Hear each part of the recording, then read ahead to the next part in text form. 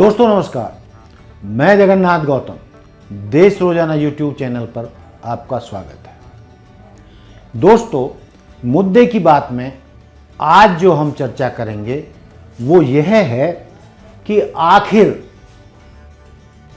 मोदी जी यानी देश के प्रधानमंत्री नरेंद्र मोदी जी नितिन गडकरी से क्यों चिढ़ते हैं, उनको क्यों पसंद नहीं करते हैं, उनको अपने रास्ते का रोड़ा क्यों समझते हैं।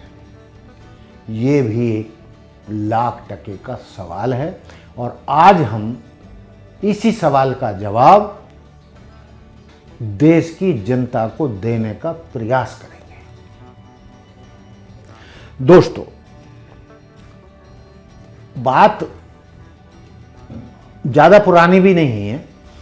एक किस्सा है जहां से ये शुरुआत हुई कि मोदी जी नितिन गडकरी से चिढ़ने लगे, उनको नापसंद करने लगे। ये बात है 2019 की। वो एक कार्यक्रम में TIOL पुरस्कार वितरण समारोह 2022 में सभा को संबोधित कर रहे थे, लोगों को संबोधित कर रहे थे। उस समारोह में उन्होंने कहा था कि भारत को एक उदार आर्थिक नीति की जरूरत है जिसमें गरीबों को भी लाभ पहुंचाने का इरादा हो, और ये दोनों काम किए पूर्व प्रधानमंत्री सरदार मनमोहन सिंह ने। नितिन गडकरी ने बड़ी साफ गोई से उस समारोह में दावा किया कि 1991 में तत्कालीन वित्त मंत्री मनमोहन सिंह द्वारा शुरू किए गए आर्थिक सुधारों ने ही भारत को एक नई दिशा दी, भारत में आर्थिक आजादी के लिए नई दिशा दी, नए कार्यक्रम बनाए, और आज जहां भारत खड़ा है उसके लिए उसकी नींव सरदार मनमोहन सिंह ने वित्त मंत्री रहते हुए 1991 में रखी थी। आर्थिक सुधारों के लिए देश मनमोहन सिंह का सदा ऋणी रहेगा। मैं 90 के दशक में महाराष्ट्र में मंत्री था, महाराष्ट्र की सरकार में मंत्री था। हमने सड़क बनाने के लिए पैसे जुटाने की खूब मशक्कत की।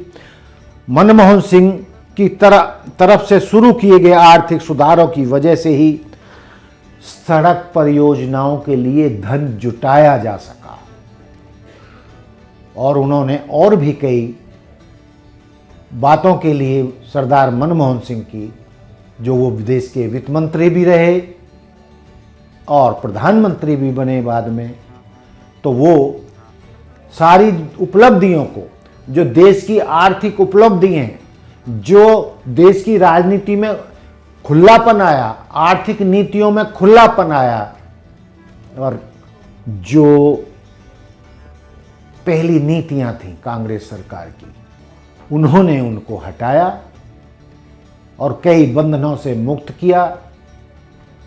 और उसी का ये कारण है कि आज देश इतनी आर्थिक और चहुमुखी तरक्की कर पाया है, और इस सरदार मनमोहन सिंह के इस ऋण को किसी को भी नहीं भूलना चाहिए। और वो जो उन्होंने किया वो इतिहास था, और आने वाली हर सरकार उन्हीं के उस आर्थिक सुधारों को आगे बढ़ा रही है। उन्हीं के आर्थिक सुधारों पर चलकर ही भारत की और दुनिया की 5वीं आर्थिक ताकत बन चुका है, और आने वाले वर्षों में वो तीसरी भी जो आर्थिक शक्ति बनेगा, तो उसकी नींव जो है मनमोहन सिंह ने ही डाली थी। तो किसी को भी इसको स्वीकार करने में गुरेज नहीं होना चाहिए। और सवाल ये पैदा होता है कि नितिन गडकरी मोदी जी के मंत्रिमंडल में वरिष्ठ मंत्री हैं,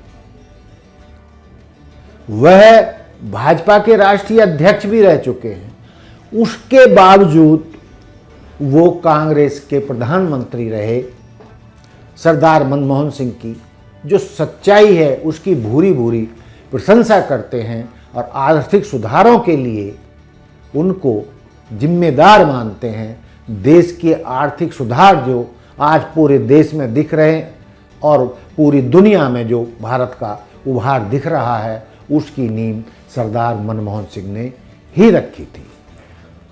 अब